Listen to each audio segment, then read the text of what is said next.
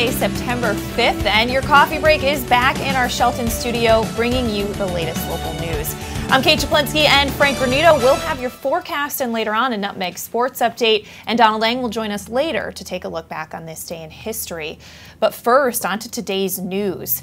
2 people, including a 10-year-old boy, were injured when fire struck a house on the Old Post Road in Fairfield early Saturday, September 2nd. Now, according to Hearst, Connecticut media, the house was rented by Mark Nutmeg, recently installed as the president of Fairfield University.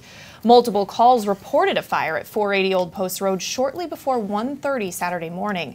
Firefighters reported seeing a column of smoke as they responded and were told that a child was trapped inside. Now, the family and guests were outside the home, and the child who was trapped had jumped from a second-floor window and required medical attention. The child and an adult were taken to a local hospital, according to the Fairfield Fire Department.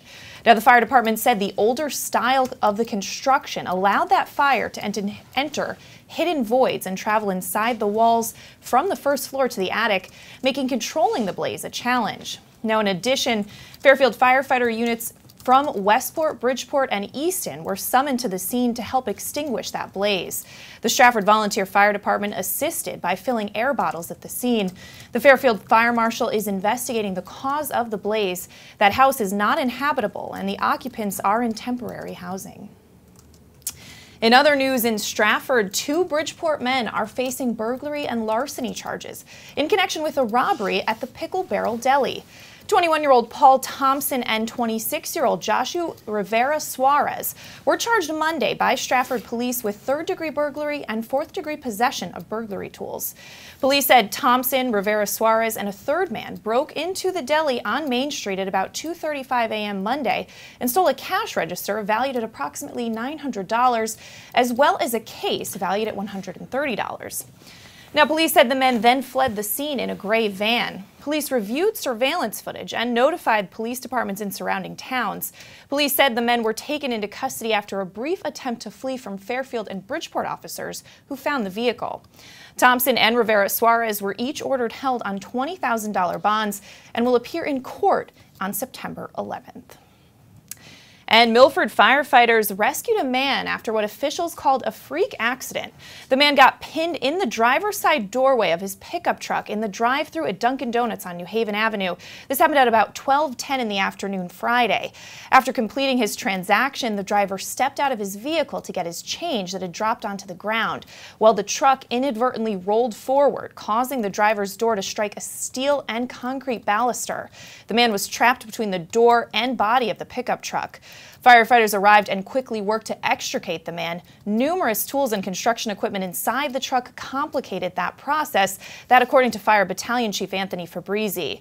Well, the driver was freed from the doorway about 20 minutes later and transported to Yale New Haven Trauma Center under the care of Milford Fire Department paramedics.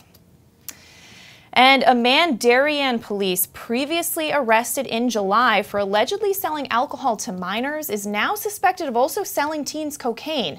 Darien resident Mark Yarish was arrested September 1st and charged with 5 counts of risk of injury to a minor and reckless endangerment. Police began investigating Yarish back in July. They determined that in addition to providing an alcohol delivery service for local teens, Yarish had introduced minors to cocaine. According to police, Yarish used and provided the drug to juveniles as young as 14 years old in his home. He was held on a $100,000 bond and remains in police custody. That investigation is ongoing, and the Department of Children and Families has been working alongside police to ensure the safety of those underage parties. Well, in other news, New Canaan Police Chief Leon Krolikowski says that drugs are a serious problem in his town and that so many people are hiding those troubles behind a false outward appearance. Now, that discussion came up when the chief and other police officials attended a downtown overdose awareness event last week. The chief said that the event should help the community understand better the real presence of opioid drugs and the general substance abuse that takes place in New Canaan. The chief mentioned the availability of drugs in New Canaan and said if people could get over their false outward impressions, it would be monumental. He mentioned the August 21st arrest of a Pound Ridge man who was found in a Pine Street parking lot with 300 Xanax pills, along with $1,400 in cash and marijuana. Now, among the charges against that man were sale of a controlled substance and sale of a hallucinogen. Krolikowski said his officers also recently saved a young man's life by using Narcan when he was found in a drug overdose condition. But there's a lot more on that story at ncadvertiser.com. Well, a judge has ordered the girlfriend of Kyle Navin, who's accused of murdering his parents, to provide investigators with her fingerprints and her palm prints. At a court appearance in Bridgeport Superior Court on Friday, August 25th, Judge Robert Devlin ordered the prints to be taken from Jennifer Valiente, who's in custody and awaiting trial. Now, the judge continued her case to October 6th. Valiente is charged with conspiracy to commit murder and hindering prosecution in the 2015 deaths of Navin's parents, Jeffrey and Jeanette Navin. She has pleaded not guilty to the charges and is being held on a $2 million bond. Now, Kyle Navin is charged with 2 counts of murder and 1 count of murder under special circumstances for the shooting deaths of his parents. Jeffrey and Jeanette Navin were longtime residents of Weston and had recently moved to Easton when they were first reported missing back in August of 2015. The couple's bodies were discovered a few months later in October, buried under leaves at a home, an abandoned home in Weston. Both had been shot. There's more on that story at thewestonforum.com. And a Bridgeport man was arrested August 31st for having stolen guns in his car, and the Department of Children and Families was called to take custody of a 6-year-old child in the car with him. The Milford Police Tactical Narcotics Unit was on patrol in the area of Howard Johnson's Hotel on Boston Post Road at 11:15 August 31st when detectives noticed a suspicious activity in the vehicle driving out of the parking lot. Well, police stopped that vehicle for motor vehicle violations near the I-95 exit 39. That driver was identified as 41-year-old Ishmael Manguel of Wake Street in Bridgeport. Well, a 6-year-old child was sitting in the rear seat with no car seat or seatbelt on at the time. During the investigation, detectives located 2 stolen handguns inside the vehicle, and one of the stolen handguns was in the rear under the feet of that 6-year-old child. DCF was contacted and took responsibility for the care of that child. And in other news, the town of Darien is considering partnering with Waterbury in a class action lawsuit against major drug companies over marketing campaigns related to opioids and resulting addiction. Now, 6 other municipalities in Connecticut have already committed to partner with Waterbury in that case, including New Milford, Naugatuck, Oxford, Bristol, Wolcott, Roxbury, and Bridgeport. Now, Darien First Selectman Jamie Stevenson, along with Patty Gogg from the Town Council office of Curtis, Brinkerhoff, and Barrett, attempted an informational meeting in Waterbury recently.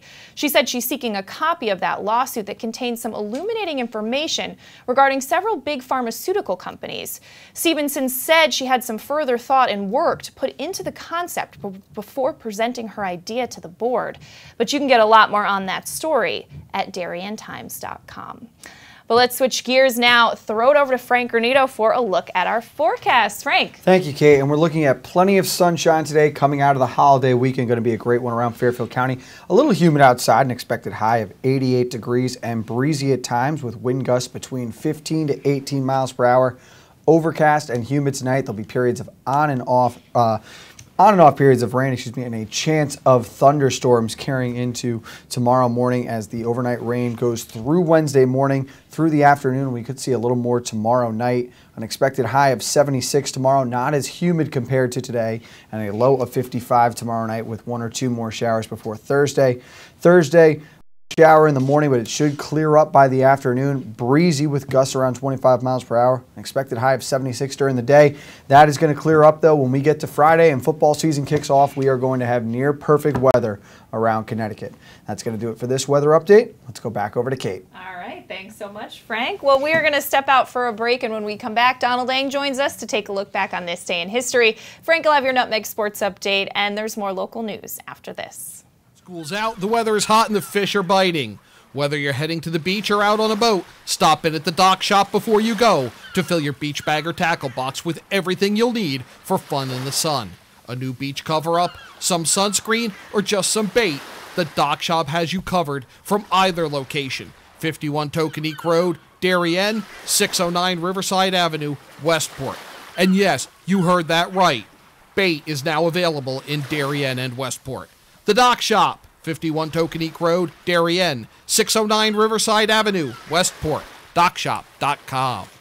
At Black Horse Garage, we fulfill all your sports car needs. We specialize in manufacturer-recommended service and aftermarket high-performance parts and installation. We have one of the nation's top storage facilities and offer a high-end collision department that understands your need for detail. Visit blackhorsegarage.com for more. Weed and Duryea, New Canaan's home center and full-service lumberyard. Everything for your home and improvement projects. We also carry seasonal items, barbecue grills, housewares, newest LED light bulbs, doors, windows, and much more. Weed and Duryea, 21 Grove Street, New Canaan, a division of Northeast Building Supply. Bankwell combines the best personalized service with high-tech banking features for our customers' convenience. We pride ourselves on being a strong community partner. You don't settle for average in anything else you do. Why settle for an average bank? Don't just bank when you can bank well instead. Visit mybankwell.com for more. At Pamby Motors, we're not worried about being the biggest dealership. We're focused on being the best. We're dedicated to giving you the best experience we can. The Pamby Motors team is here to help you choose the right Chrysler, Jeep, Dodge, or Ram in a friendly, pressure-free environment. And right now, during the summer clearance event, you'll find some of our best prices too. Like this lease on a 2017 Ram Quad Cab Express for $149 a month. Visit Pamby Motors, Route 7 in Richfield, PambyZone.com. Want a new experience in car buying? Scap Chrysler Dodge Jeep Ram with one of the largest inventories of new 2- and 4-door Wranglers. We are Connecticut's Wrangler headquarters. Come visit our new Ram Truck Center. Browse our websites, scapchryslerjeep.com or scapdodge.net to find the new Jeep, Chrysler Dodge car, minivan, or Ram truck you've been looking for. Just 2 miles from both I-95 or the Merritt Parkway exit 44. Save thousands right now during the Jeep Celebration event and Ram Power Days. Now through September 30th. Celebrate summer with fresh made-to-order picnic boxes from Walter Stewart's Market. We have delicious summery selections from buttermilk fried chicken to grilled lemon chicken kebab, grilled shrimp Caesar salad wraps, or lobster salad rolls. Our easy-to-carry picnic boxes come with your choice of a meal, as well as a dessert, beverage, and utensils. Order online for simple pickup options. Walter Stewart's Market, 229 Elm Street, New Canaan, and online at stewartsmarket.com.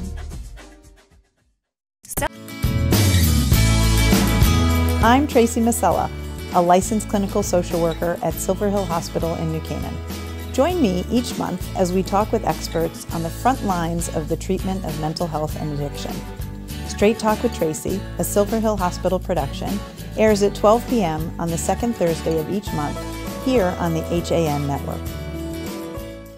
Welcome back to this September 5th edition of your Coffee Break on the HAN Network. I'm Kate Czaplinski, and it's time to throw it over to Donald Eng to take a look back on this date in history. Don. Well, Kate, we get to hear a sportscaster describe perhaps the darkest day in sports history. First up, we go all the way back to 1661. Nicolas Fouquet, Louis XIV, Superintendent of Finances, is arrested by D'Artagnan, Captain of the King's Musketeers. That's him right there. Now, you probably know him from the Alexandre Dumas novels like Three Musketeers, but he was a real guy. If anything, more of an action hero than his fictionalized self. Fouquet, by the way, suspected of skimming Louis's finances, and he wasn't exactly subtle about it. Fouquet built himself a chateau that he dedicated with a lavish party at which he presented every guest in attendance with his own horse. Now we go to 1906, the first forward pass, the first legal one anyway, in American football history, thrown by Bradbury Robinson of St. Louis University in a 22-0 victory over Carroll College of Wisconsin. Now, football at the time was under siege because of injuries. 18 players had died the previous season playing football, and many schools were considering banning the game. President Roosevelt convened a panel to change the rules and eliminate mass collisions that were causing most of the injuries.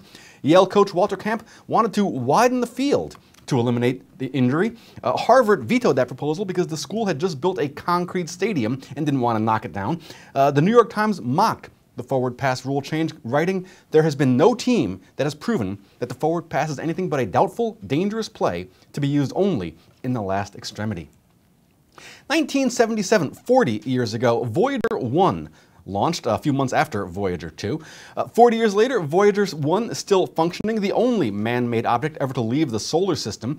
Among its discoveries are volcanoes on Saturn's moon Io, subsurface water oceans on Jupiter's moon Europa, and a nitrogen-based atmosphere, like ours, on Neptune's moon Titan. It also has a Sounds of the Earth record on it in case aliens ever find it, and can read the instructions to build a record player. Finally, now we go to 1972 in Munich for this. One man with binoculars, another with a gun.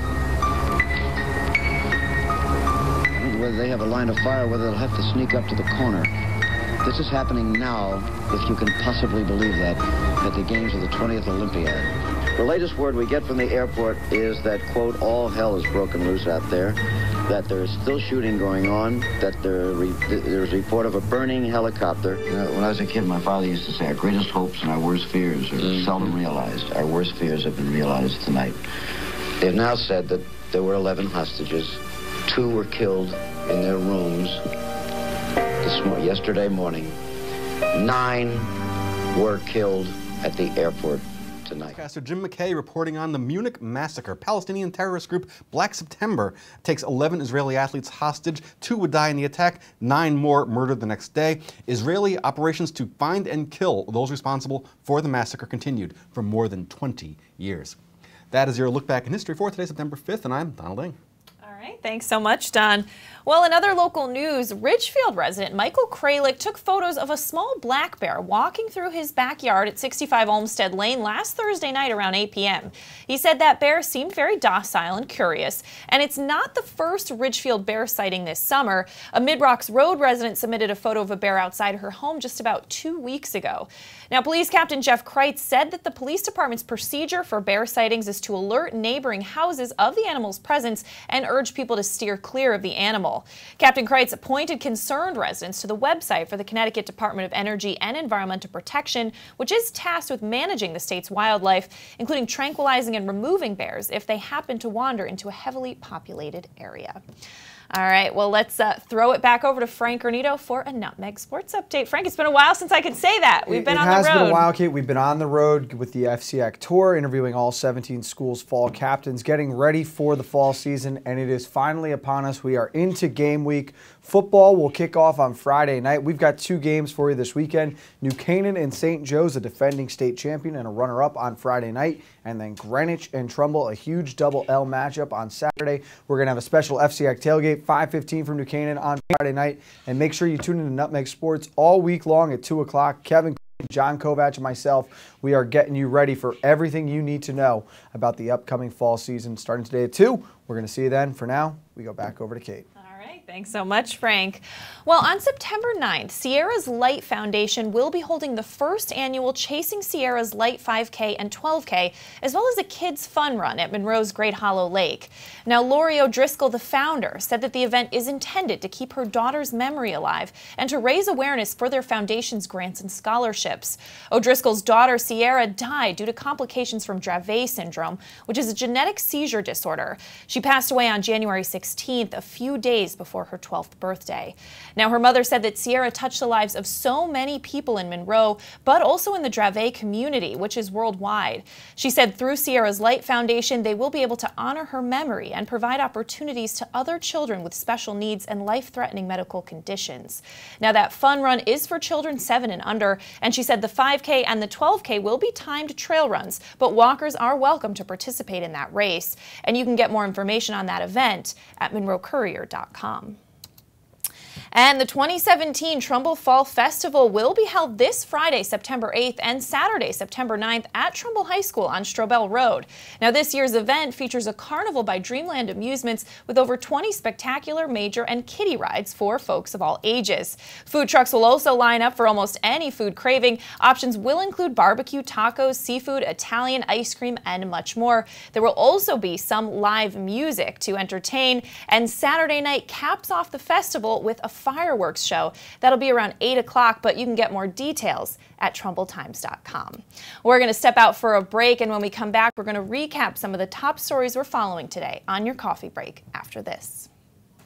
Want a new experience in car buying? No aggravation, no confrontation, just answers to all your questions. Scap Chrysler Dodge Jeep Ram. Car buying the way you want it to be. With one of the largest selections of new 2- and 4-door Jeep Wranglers available, we are Connecticut's Wrangler headquarters. Located in Fairfield, Connecticut, we're easy to get to. Just 2.5 miles off the Merritt Parkway, exit 44 via Route 58 South. Save thousands right now during the Jeep Celebration event and Ram Power Days. Now through September 30th.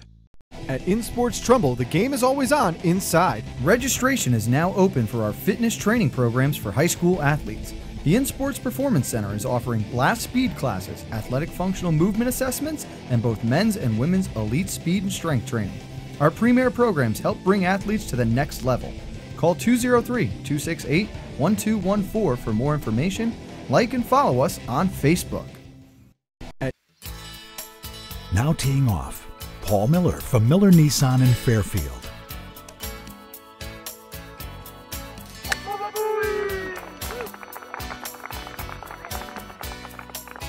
Excuse me, Mr. Miller. What about my new Sentra? Right now, lease a 2017 Sentra S for only $97 a month. He is never going to retire. If you've ever thought about owning a motor coach or learning about what it's like to travel the open road in superior style and comfort, then contact Dave's RV Center in Danbury, Connecticut. Offering the best quality Class A motorhomes from Newmar, travel trailers and fifth wheel lines from Surveyor, and a toy hauler line from Work and Play. Choose from Newmar's Gas Line, Bay Star and Canyon Star, or from Newmar's Diesel Line, Ventana and Dutch Star. And with unparalleled service and maintenance, Dave's RV is committed to keeping you and your motor coach safely on the road and enjoying it to the fullest. Stop by their showroom, 2 Industrial Plaza Road, Danbury, Connecticut, or call 877-483-3866. At Budget Blinds, we're in business to frame the light, the day, and the night. So we give you an exclusive combination of high style, expert service, our no surprises pricing, and our no questions asked warranty. We believe that everyone, at every budget, deserves style and service. Isn't that a beautiful place to be?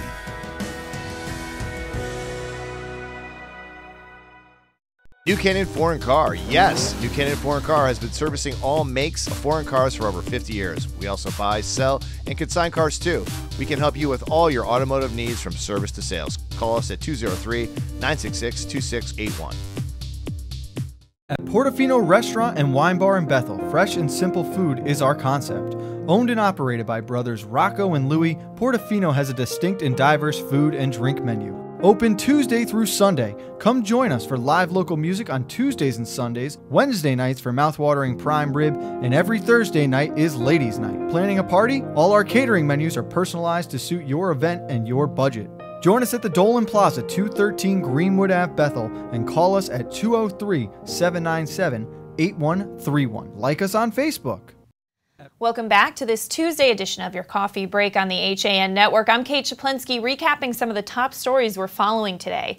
2 people, including a 10-year-old boy, were injured when fire struck a house on the Old Post Road in Fairfield early Saturday, September 2nd.